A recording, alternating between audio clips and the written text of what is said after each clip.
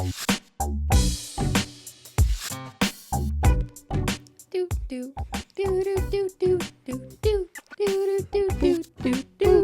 what's up? Hello, everyone, and welcome back to another episode of SimplyPodLogical, a Simply Logical podcast. Hello. Hello, Cristine. Today I want to talk about video games. The song by Lana Del Rey.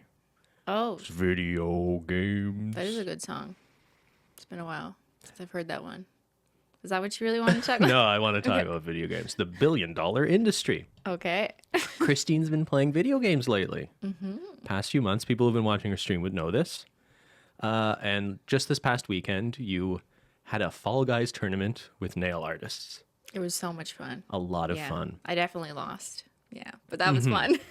So you've been playing games for a few months now, and that sort of moment just happened. So we've been thinking about this this character development with Cristine becoming a bit of a gamer, because you're not someone who really grew up playing a lot of video games. You're not good at video games. No, like I didn't grow up being like after my homework I would race to play a video game, but I also had a GameCube that we'd play very occasionally.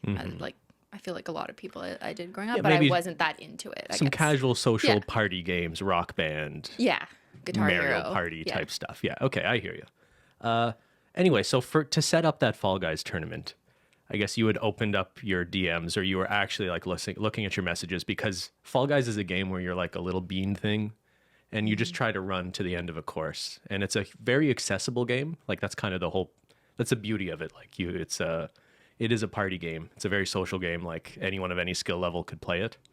And you could have like 60 people playing at the same time. So you were like, I wanted to play with a bunch of nail artists. Yeah, So, and the point is, or the reason why I thought I should do this is you can set up a lobby of your own. So you could play with random people on the internet, strangers, but you can also say, I want to host my own room and have a code and invite 60 people of my choice, so you know that you're playing with people that you know, which is kind of cool and fun for community stuff. yeah. So usually you're not looking through the kinds of messages you get randomly DM'd So it on wasn't socials. Yeah, okay, so let me just explain. So we're going to show and discuss one comment that I got in response to just me gaming in general, I guess. But the reason why I found it, just to be clear, is normally on Instagram, I don't go through my DMs because there's too many.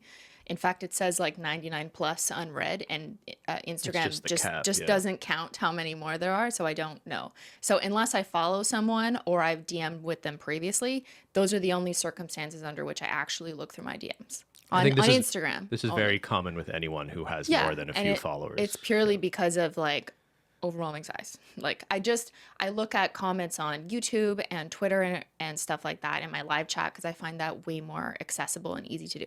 Anyways, long story short, I put out a question call out on Instagram. So it's not the same thing as a DM.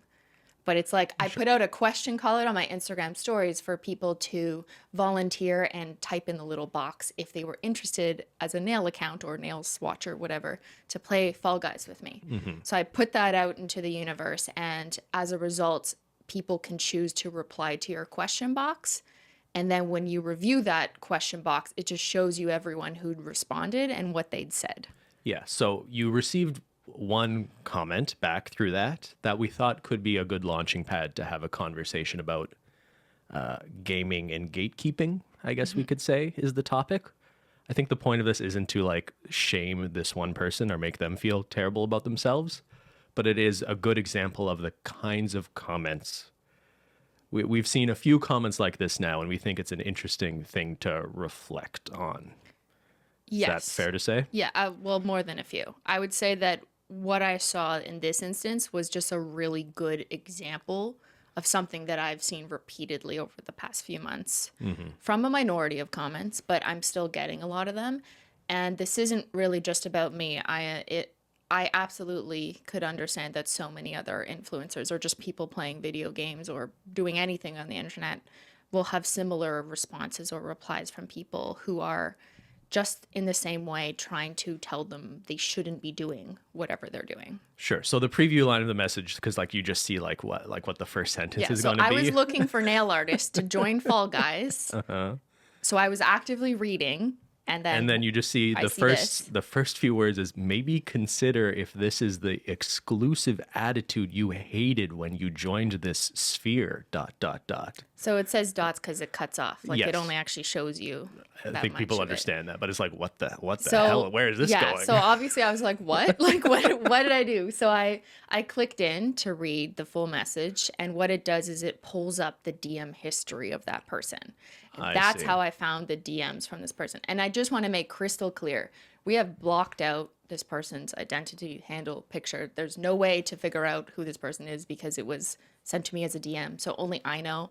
And my goal is absolutely to never have someone tracked down. And that's not why we're doing this. I just think this is a really good discussion point and something that I deal with regularly. And like I said, this is one example of something that I deal with pretty regularly. And I think it's a good example up for discussion. That's all. Cool. So the comment is, Christine, I think playing some Super Mario Bros. Or a similar game would be a great way to get better at the controls. As someone who's been gaming for a long time, yeah, you can still have fun, but I think maybe you could consider how you're presenting the game that people worked really hard on, and maybe you're cheapening the delivery by not knowing what you're doing in a more general sense. Of course, this is one gamer's perspective, so don't take it as a rule, but it's something that pops into my head as I'm watching, or rather skipping through your gameplay. More so with Stray, a game where you play as a cat, than Detroit Become Human, because there was more of a tutorial aspect in the second. I just think that if I was a game developer and watched your gameplay, I would feel sad that my game's potential was being wasted on such a large platform in front of thousands of people. I don't know, maybe that's your technique, play badly so more people go and buy it to play themselves. Or maybe there's no sales technique. Just some over-analytical food for thought if you are wondering, I guess. Shrug emoji. And then I guess there's a break and they followed up. I hope I phrased that well, and I do mean this as constructive criticism, more so just like, hey, have you thought of this interpretation of your actions? I absolutely do not mean to say that you cannot game if you don't know the controls. Just to be super clear, this is not a gate-kept space, at least not by me. I'm genuinely just curious if you've considered this side of things at all, or maybe you haven't and will roll your eyes. Either way, probably won't read this, so that's cool. Side note, I wonder how many unread messages influencers have. Okay. So yeah, just go back to the first slide. Uh-huh. So I can, it seems this person has watched me play many games. So just for a quick recap. You're clearly familiar with your content. I played Detroit Become Human and Stray more recently. I am self-admittedly not the best gamer in terms of controls. I didn't grow up gaming. I'm not famous or being watched because of my gaming skills. I don't think I've ever misrepresented that. I'm a variety content creator, if you want to call it that, or more specifically, currently more like a variety streamer. So I don't only do gaming. We do bake logicals, we do nails, we do holo taco streams, and all sorts of stuff. But gaming has just been fun, and I've never presented myself as someone who's good. In fact, I regularly will just let and remind people know that like I'm learning, or it's okay to help me in the chat. I say that as well. Yeah. So the first part of the comment is basically like, consider that you're not good enough to play video games in front of an audience. And then it kind of seems like the follow-up messages are like, oh, that was gatekeepy, so I'm just going to say I'm not gatekeeping, right? That's basically what the message is doing. And that's a classic move to basically tell someone instruct someone what you shouldn't do or what you should do, and then say, but I don't mean to instruct you to what you should or shouldn't do. Sure. And I really don't want to make this just about this person. Maybe they're having a terrible day. Maybe they're unhappy about something else. And this is just like a bad representation of them. This isn't about this person, And right? I'll say it again. I will give this person the benefit of the doubt. I think it's incredibly possible, also based on my own anecdotal history of looking at people who've given me negative, like meaningful negative comments, not just your nails are yellow, but like actually thought out written responses. Sometimes I'll look at their profile or I'll look back and I will see evidence of them maybe not having the best time. And that's where I think a lot of very lengthy negative comments kind of come from. And so I'm willing to think that this isn't really just about me, but it's one example of something that I get on a pretty regular basis. And I think we're trying to use this just as a more global lesson for people to consider the things they say before they say it to someone else. Yeah, and I'm also just interested in like the sort of substance of this comment because we do see this Yeah. kind of thing for people. So yeah, I want to have a discussion about like Should I play video games? we're acknowledging Are they right? Cristine is bad at video games. Let's just get So, that out of the okay. way. You know what? Let's do it. I am bad. It takes me longer to beat it. I need help to figure it out sometimes, like literally from the chat or you. Am I doing a disservice to game developers or to other players of the game by playing the game in front of other people? Yeah. So I think like one sort of fundamental sort of problem with this perspective is this assumption that you have to be good at video games to play them in front of an audience, to play them publicly. Well, a lot of people are. So let's consider that point. There's a lot of gamers, popular Twitch streamers and whatever, who got popular and are huge because they're so good at a game. It's a talent. It's a skill. Often the case that the big streamers you see on Twitch were incredibly good at like one specific game, became really famous for that game, and then just started doing other stuff games, and yeah. playing other games more broadly. But okay, so that is one basket of creators, let's say. But then there's a lot of creators, streamers, whatever, who are famous not for playing video games, who sometimes play video games. And they're not doing speed runs. They're not setting world records. They're not exploiting glitches in the game. They're not experts. But they're participating with an audience, a community that likes hanging out with them on stream, that is totally okay with watching them casually play games. And I think this is the fundamental thing comments like this I think are sort of deliberately wanting to ignore. Because I didn't look into who this person is, but I feel like a lot of the time you see comments like this from people who like wish they could be a Twitch streamer. And maybe they're actually pretty good at video games, but no one's watching them be good at video games. So it So they're hurts to see frustrated. someone who's not good having success. But my success did not come from me playing video games or because people watch me because I'm playing video games. Yes. And I think a lot of the resentment specifically against female streamers, I think there's a lot, I'm not defending it or justifying it, but I think there's a lot of There's young more of men it. who wish they could make money by playing video games, who think women are successful on Twitch for reasons other than being good at games because they're just attractive or something like that. So I think there's like just a lot of negative energy. I hear in what the you're streaming saying, space and about I this. agree that is an issue. I don't think that's my particular situation. Like that's not the types of comments I'm getting. They're not No. from that basket of people. Just to be clear, yeah. Sure. Well, maybe some people are maybe just watching because you're pretty, Christine. I don't think so. I mean, like, I don't mean to. Okay, let's just be honest. Like, I'm not attracting certain types of people just because of how I look and what I do on stream. That's all. Like, you know, Sure. my Maybe you audience just- is not yeah. there for that reason necessarily. No, I think you touched on it already. You cultivated an audience over years of like-minded people who like your sense of humor or like your nail Yeah. art or like your values or like nail polish. They're not hanging out with you because you're excellent at video games. No, and a lot of them recognize that, and we joke about it. And I think that's another thing that I see in common with other streamers that I watch who aren't gamers. I watch a lot of streamers who are like variety content creators, and they are not necessarily the best. I mean, sometimes they're good. It depends on the game or, you know, how much they practice or whatever. But they often use that as a way to just laugh with their audience, and it's kind of fun, or their chat will roast them, and it's like all in good fun. And sometimes it doesn't have to be as serious as the chat needs to look up to me because I'm supposed to be a model of how to play this game and present it to you in the best way. I think sometimes streaming a game can literally just be like chill time. And then the other thing I want to talk about is this idea that, is it offensive to a game developer It's a really interesting question. to watch a streamer or anyone publicly like platform that game and not do well at it? Okay, so I think there's a few angles to look at this from. So yeah, let's just imagine I worked on the team that Did Stray. made the game Stray. And It's a really I visually kept dying.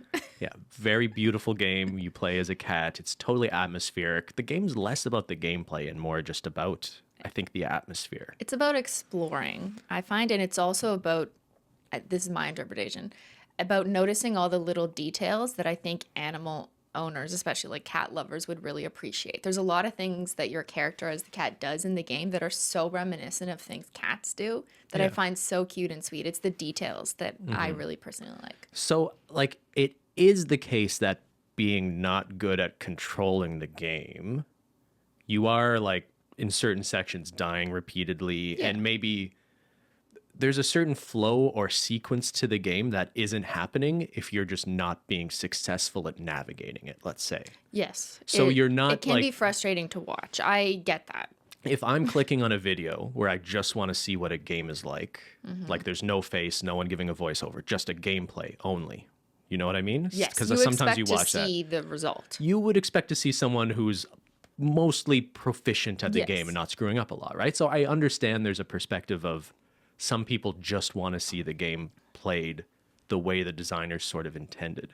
But this idea that creators of games, first of all, video games are like multi-billion-dollar industry. Your moderator on the Fall Guy stream made a really good point, Benjamin, that, gaming is bigger than movies and music combined. Multi-billion-dollar industry. There are a ton of people who are terrible at video games, but who enjoy playing video games because they're called games for a reason. They're supposed to be fun, right? And game developers, I'm sure, are very aware that there are people playing their games who aren't very good at them. And we've really seen a trend, I think, lately in some pretty big game publishers of making games more accessible. Like the Last of Us games we've talked Yeah. about a bit have pretty groundbreaking accessibility features for people with disabilities and just like different modes for like it's narrating what's going on. It makes, in some cases, makes the game like very easy if you're not able to sort of navigate or your mobility. You can adjust know? reaction time. You could do that in the core. That's for true of a lot of example. games Yeah. recently. They're trying to make these games more accessible because these games are for fun. They're not just for But pro that's not, there's also like a gamers. business reason to make them more accessible because you widen the net of people who could play them, people who could Yes. purchase and enjoy them. So why wouldn't you want that if you're selling a video game? I Yes. mean, that's just like kind of the cold business So I think side, that's but- one sort of more like global, just like business point that comes to mind. Game publishers are making games knowing there are people not good at them playing them. Yes. So the idea of them being offended that a streamer who isn't good at playing games is playing the game poorly, But what if their I point... can't imagine that's... What if their point is like, it's fine if I were to play it by myself as long as I suck and no one has to witness it. But maybe their problem is that because I'm broadcasting it to thousands of people, that's what the problem is. That I shouldn't broadcast it because I'm not good enough to show a good playthrough. What about that argument? Like if people thought the way you were playing it not well was a reflection of the game design being bad, It might kind of expose some flaws maybe in that's an development. argument. But isn't that also how, I mean, I don't know much about this industry, but I'm assuming that's how game developers, especially like newer ones, would learn. Because they probably want to make things more obvious or accessible to people. And if something wasn't clear in a gameplay, having that kind of feedback is good if they do like a patch for it or round 2. Sure, but no one's watching you play this game and struggling at certain sections and thinking this is the game's problem. I think people Right, watching yeah. you know that, oh, Cristine doesn't Good have point. a lot of experience playing video games. I don't think there's anyone mistaking when I Exactly. play. Like, yeah. Also, like when I think of like Conan O'Brien used to have a segment on his show where he'd invite the creators of games on and they would show off the game to him. And Conan's some old man who I don't think ever plays video games.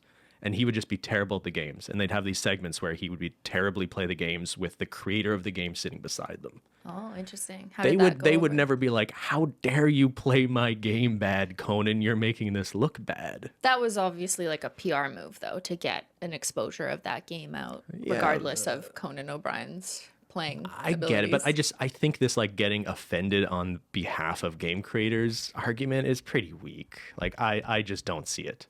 Talk to the creator of Stray and ask them if they're offended that people who aren't good at Simply video Not games, Logical is streaming it to her audience or and just has more played 12 generally, hours it's so far. I don't get it. And honestly, I could even flip this on its head, and people who are really good at video games often exploit glitches or loopholes with games. I guess this is a bit of a tangent, but bear with me for a second. Have you ever done that? Yeah, for Wait, sure. let's just remind people for context that you are or were incredibly good at a very specific video game. Can I remind people, can I brag about you for a second? wanna But just like, pump my honestly, tab. that's why I think this conversation has more relevance. Ben was once number 12 in the world for the highest score in Donkey Kong on the arcade machine. Was it 12 or 8? I can't remember. I used to be Anyways. very good at Donkey Kong, and Yeah. there's a few older games that I've Yeah. played a lot and I'm pretty good at. I wouldn't say like I'm a very good gamer in like a modern. Whatever. You have an Yeah. appreciation for that kind of niche group of people who takes it really seriously. Sure, Yeah. sure. And I do watch, some of the people I watch online are people who are just very excellent at games. So I can understand the desire to watch people really master a game. But I think where I'm going with this, like when it comes to game developers not being happy with how people play a game, first of all, I just don't think most of them really think that way. I don't know. I could be wrong. I'd be interested if there's anyone below in the comments listening Comment to down this. below. Let me play your game. I'd be or curious not. to know people who work in game publishing or who work on video games in any capacity, if you think there are strong feelings about the way people do or don't play your games. But a lot of the time what you'll see, people who are very good at games, who are trying to set world records for how fast they could beat it, for example, often I find do it in a way that really sort of, disrespectful is too strong a word, but it really goes against like the spirit of how the game probably should have been played by design, right? It's skipping all the cutscenes to do things quicker. It's, oh, I realize there's a glitch here where I can like push myself through a door and skip this part of the game, right? The people who created the game probably didn't want you Didn't to want skip that. that whole section of the game just because you found a glitch. So I would argue that some of like the speed running stuff, if we're wringing our hands about how offensive it is to not play games how they were supposed to be played, I think a lot of speed runs are way more, against the idea of how the game was supposed to be experienced in the first place. But I don't care. I think there's totally a time and place for that. There's a series on, I think it's IGN who does this, where they have like the video game developers watch people who have set the world records for their games. That's fascinating. And they're always blown away that people Yeah. have found ways of skipping just- entire yeah. sections of the game. But they must be like impressed, right? They're Yeah. impressed, but there's always this little nugget of them being like, "Wow, I spent like several months coding that section of the game, and they he just just skipped passed right it." by it." Yeah, I understand. So I just think comments like this that we see, just take all of this way more seriously than the people who should actually care. Yeah. And you know what's an argument for experiencing all the things that developers coded is I think I experience a lot of the outcomes that you wouldn't traditionally see because if I'm dying more, I'm actually unlocking endings and pathways that most people don't see. And I've seen that feedback in a positive sense. People will say, like, about Detroit Become Human, I've never seen this path, or The Quarry. Like, I didn't know it could end this way. I think what I want for you, though, is I would imagine it's frustrating for someone like you to feel like you're not controlling the game you want to. Like, there are times I'm watching you play where I feel like you're struggling a bit. And it's not like I'm questioning the decisions you're making. It's like sometimes I think the flow from your brain to the controller to what's happening in the game, it's not happening quite right. Like, It's not as intuitive. you're yeah, not for me. You're trying to do something, but you don't really grasp how to make that happen. That's what I think is something that could only come from you getting more experience with Experience. control. It's really a controls thing more than anything Yeah. else. I found like the decision-based narrative games have been easy enough because those are literally just like they instruct you exactly how to press the keys. Yeah. And if you mess it up once, you usually have another chance. But in Stray, the cat game, it's way more like you have to run away from the things that are chasing you. And if you don't in time or press B enough, they will kill you.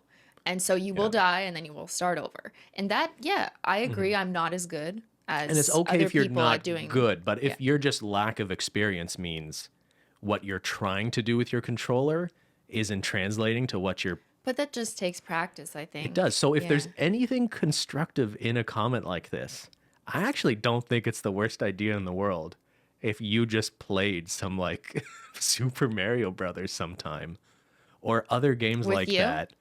I could do it with you if you want. Nintendo. But like honestly, like there Yeah, yeah. is something to this To idea. practice. No, I There's agree. just something about having the experience of controlling games where it's just all about the precision of when exactly you press jump and, you know, let go of B and how you run around, right? Yeah, I agree. And I think I could definitely practice more. I do just want to touch on their statement that maybe that was my technique. Play badly so more people go and buy it themselves. Is that your technique? Which is like, that's not what I would have thought someone would presume. I would have thought maybe an incorrect assumption would be play badly because you think that that's funny or you Yeah. think that that's entertainment. While I understand that that is definitely a content strategy for some, that's not what I've been trying to do. But thank you for saying I play so badly. It must be fake. That's pretty funny. There's no sales technique or strategy with me playing the way I do. I also feel like I have learned a lot. I've gotten better. I've been frustrated and visibly frustrated sometimes. I try not to like let it be too much of a big deal because ultimately we're playing a game and ultimately I want to have a chill time with people. But I think that I've gotten a little bit better over time. With Fall Guys, I've definitely gotten have. better than when I first started. A Yeah. little bit. I've gotten a little bit better. But like, I don't see many people playing games on the internet that aren't better than you. Sorry, how many double negatives did I have there? No, I I don't hear think what you're people are used Because to why would seeing they? gamers Okay, of but your skill set. Here's another thing. Okay. If you don't think you're good at something, would you show it to thousands of people? Most people would say no, never.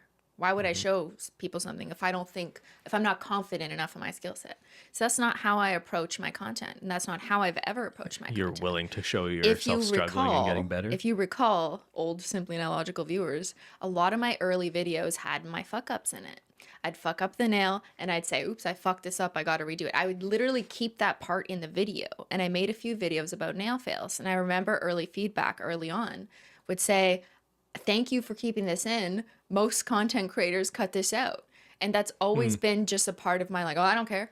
Like, it's fine. Or also then I realized it was actually helpful to keep mistakes in. But before I realized Yeah. that could be a teaching moment or just good or funny or comedic. Like there's comedic value in that too. I guess overall, I don't necessarily feel like the type of person who needs to gatekeep my own content based on my self-perceived skill. I'm okay with gaming, even though I know I'm not the best. Whereas I think other streamers maybe aren't doing it if they're not as confident. Yeah. And at the end of the day, what matters is you're having fun and it's actually, I don't know, it is something that makes sense to be content and your audience is enjoying it I too. want to play the cat game. I am a cat. And they want to watch you play the cat And game. this is one thing I do want to say. If you, whether it's me or any other streamer, if someone's content is just so frustrating for you and it's making you upset and you're not having a good time, please do yourself a favor and stop watching it. You can hit ignore. Like there's ways honestly to not get it in your Sure. algorithm in the future. There's like 3 little dots and you can say like don't show me this again. And this is serious advice. Don't watch something that is just increasingly frustrating to you because it's going to make you feel more like you got to leave that comment maybe. And if you don't want to be that person to leave that comment because you don't actually want to shut someone down for being bad at a video game, then just don't watch it. Like, and then that's okay. Yeah. Watch content that makes you happy. Yeah.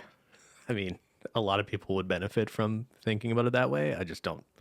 It's not realistic It's that people human think that nature. way. A lot of people just like watching Hate stuff so watching. they, yeah, basically. Do you think people hate watch my gaming? Is that what this is? end up in some compilation of. I never thought of this before. Like people were hate know. watching me for video games. That's crazy. There's one other thing about this comment too that I think is interesting to us, or something we recognize from having seen some negative stuff over the years. It's the way the comment ends, sort of reflecting on, I guess you'll never see this anyway, shrug. So therefore, Oh, I wonder I'm how many exempt. unread messages influencers have. It's a defense mechanism we recognize a lot of the time when the someone leaves time. a negative comment, that if you either like respond to them and be like, that wasn't very nice, like I don't appreciate your comment, or sometimes they just follow up of their own volition. It's this idea of like, well, I didn't think you were going to see that comment anyway. So I didn't, you know, it was very easy for me to write something into a vacuum, into a comment section on a video without really thinking about how someone on the other side would ever receive it.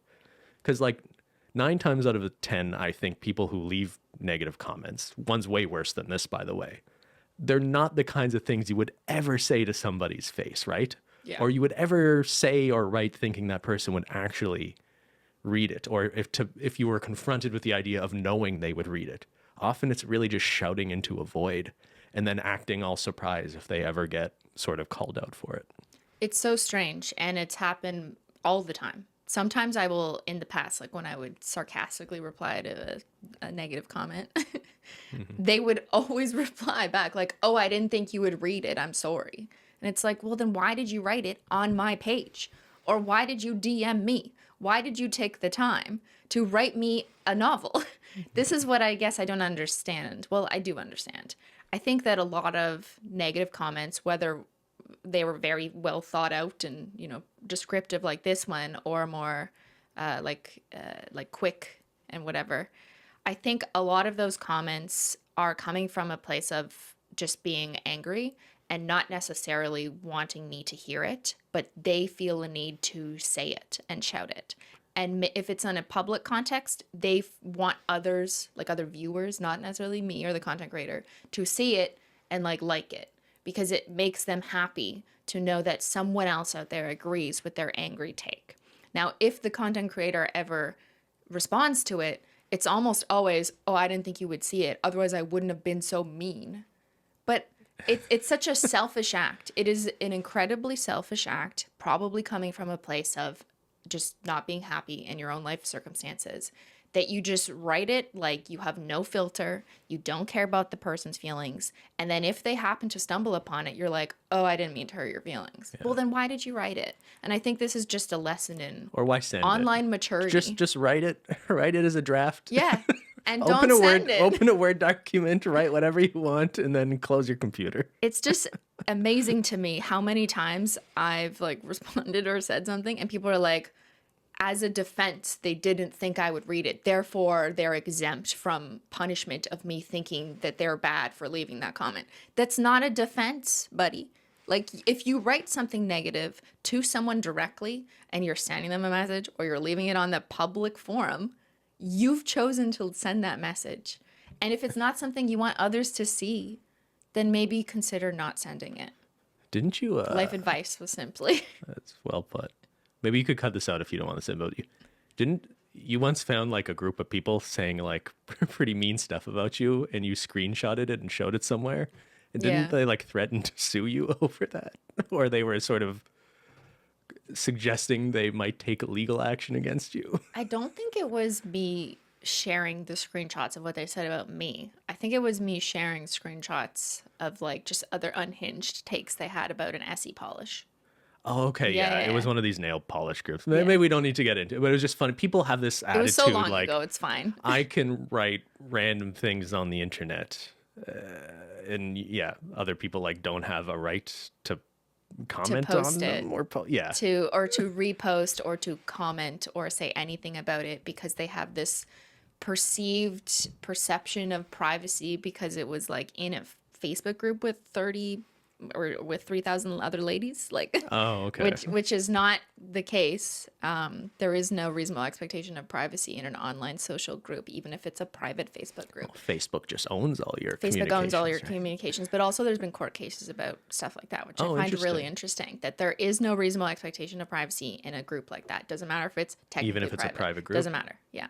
Oh, interesting. Okay. The more so you know. Be careful what you write in a Facebook group, because like that could count, maybe in a legal trial. Anyways, I didn't sue anyone. No one sued me. I just like went down a rabbit hole. I'm like, interesting. I wonder what the legal perspective on this is. Yeah. Anyways, I do find that just comments in general, whether it was about me or not, people will say things and then take it back or say, you can't use that because I didn't mean to say it.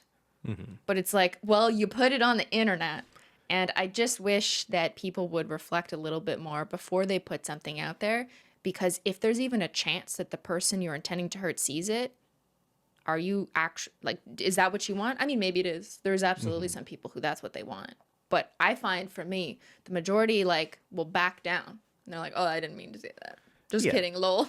And I do want to be cautious. Like, I don't think this comment was particularly No. bad. No, really. we didn't pick this because it's the worst comment. I just saw Yeah. it like 2 days ago, and I was like, interesting. This is actually, there's a lot of discussion here because they were so descriptive of how I shouldn't play games or I whatever. actually think it's Yeah. a great example of a comment that I have found over the years, it's incredibly hard to differentiate comments of people who are just bitter and resentful of other people's success and just expressing their frustration as criticism of you versus actually constructive criticism coming from a constructive place. Which is fair. This is a great example, I think, of one where it's like I have totally lost perspective, I think. I mostly just ignore comments, to be honest, at this point. Yeah. Or I don't think about them all that seriously. Do you get I don't let negative them bother comments? them too. Yeah, sure. And I just don't really think about What them are much. they? I'll get Yeah, them. you'll go after.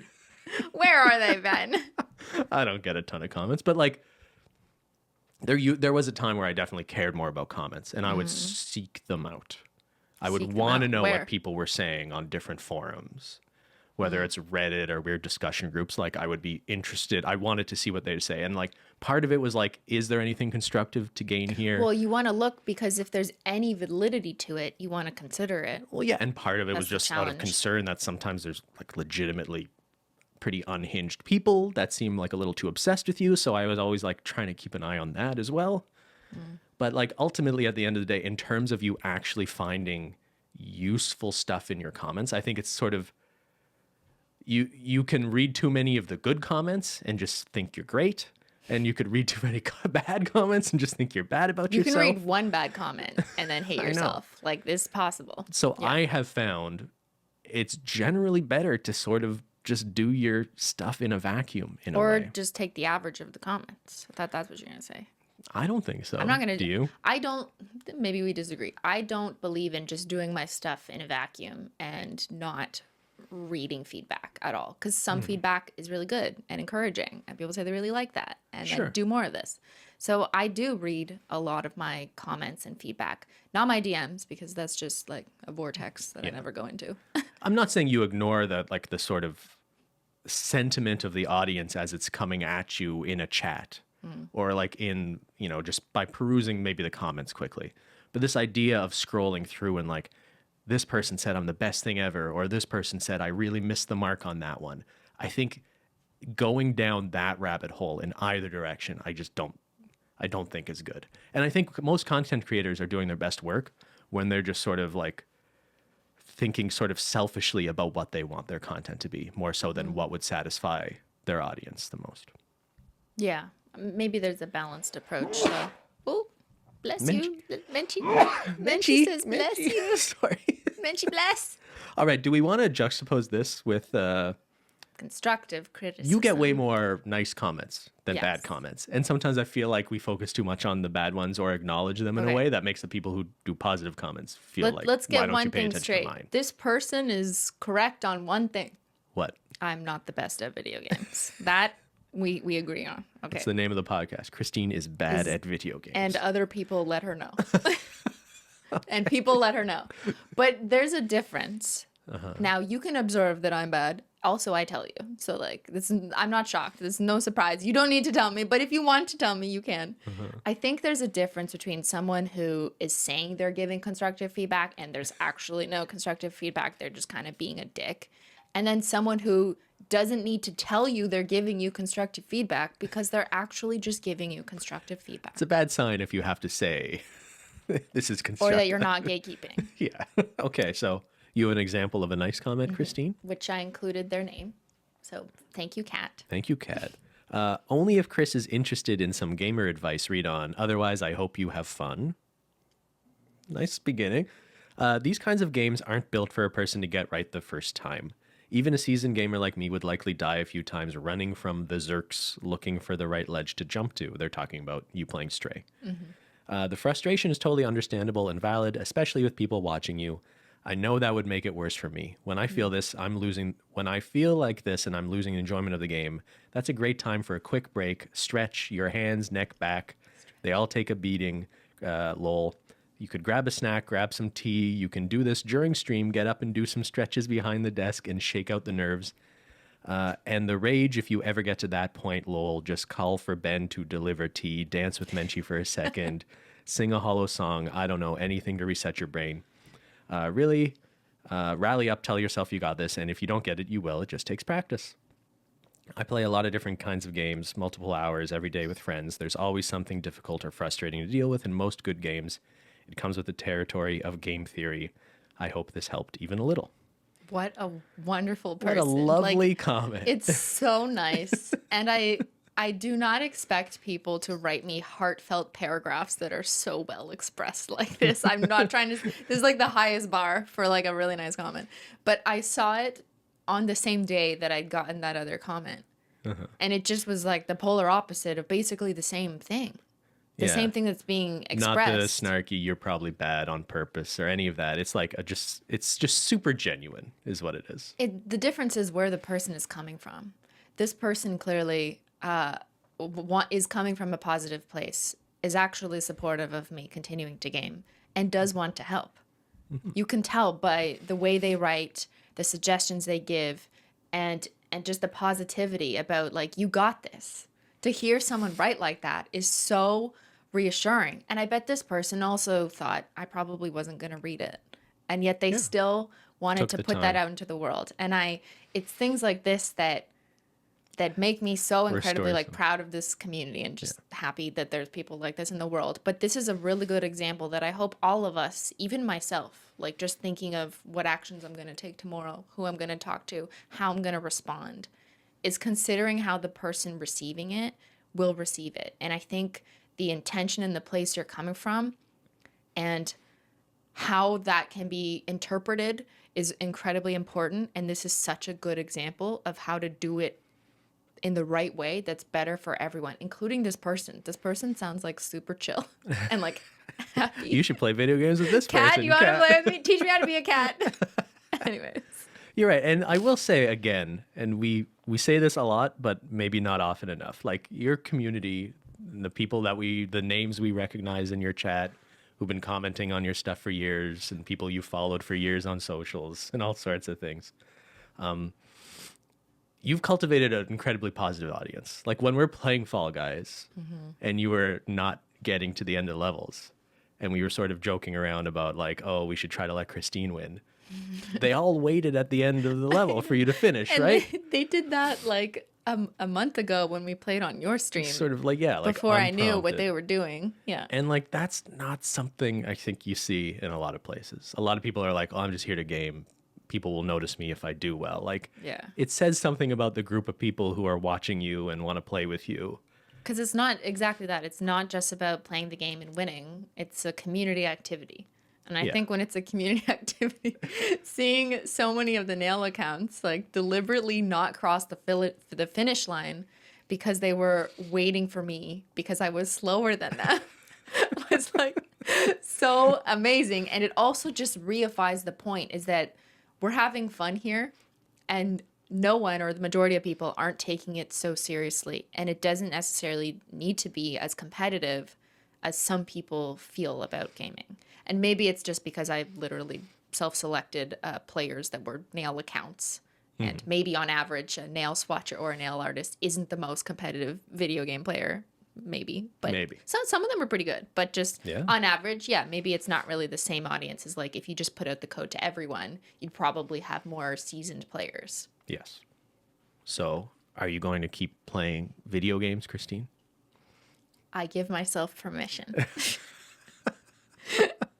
I want to learn and do better, and I think I'm improving, but I also self-admit that I don't think I'm ever going to achieve like a really good skills out of gaming, but like it's fine. And you do not have to look up to me as an idol in video games. Sure. You know, people watch me, I think these days because they've watched me for years because they like my personality. They get along with me. We share similar interests, whether it's about nails, colors, collecting things, sparkles, cats, or you just like what I've done with my life and you find it interesting or whatever.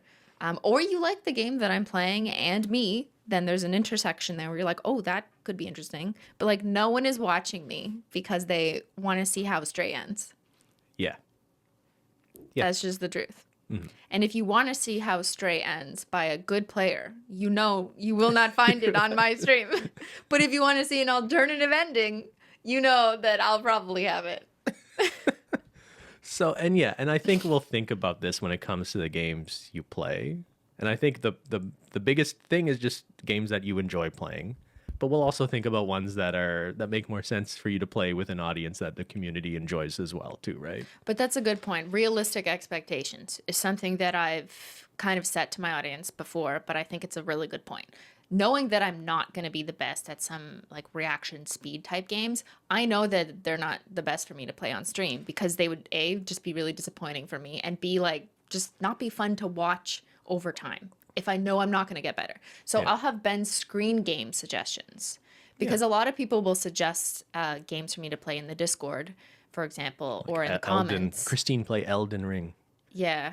Or it's like one of the hardest games. Right. Like, and like if I know or you know that like that's not going to work out for me, I won't play it. So there is that realistic factor where I am considering like what makes sense for me to play, what's going to be an enjoyable experience for me and in part people watching me. So that's already being considered. So I just need to make sure I don't keep dying in Stray because it's getting harder. No, it's getting harder. No. Benji, we got to save your brother. It's Zyler. Okay. All right. Simply. Happy Taco Tuesday. Yeah, I hope everyone has a wonderful rest of the week. And assuming none of you have left a negative comment ever. Ever. Or just like maybe, I don't think most people are those people. I don't think most people are those people. But I still think, even though I'm not someone who actively leaves negative comments, I feel like I have just learned a lot watching it happen to me repeatedly. And it's made me consider how I write something to someone, even like an old acquaintance in a text message or like when you're responding to a prof in university or a coworker. It really has helped me learn just how I want to make sure how I phrase things politely. Not that I was like leaving mean comments to my prof, just to be clear. Yeah, where are you going? But just like, I do think it has given me another skill set that I didn't really expect. Oh, or just you have more empathy for. I think I understand a little bit better what repercussions your words have on other people because I've gotten so many words sent to me. A lot of words your way. I've gotten a lot of words, So if you take anything away from this, maybe it's just to say something really nice to someone tomorrow. Not necessarily Cristine, just it doesn't have to be to me. To Benji. Go comment something. Go comment on her beauty. Constructive criticism. What could that be? Maybe just gently pick your eye crusties so we can highlight your beautiful green eyes. There you go. Constructive criticism from Benji. All right, thank you, Cristine. We'll see you. We'll see you in the games. Thanks so much for watching. And we'll see y'all later. Bye.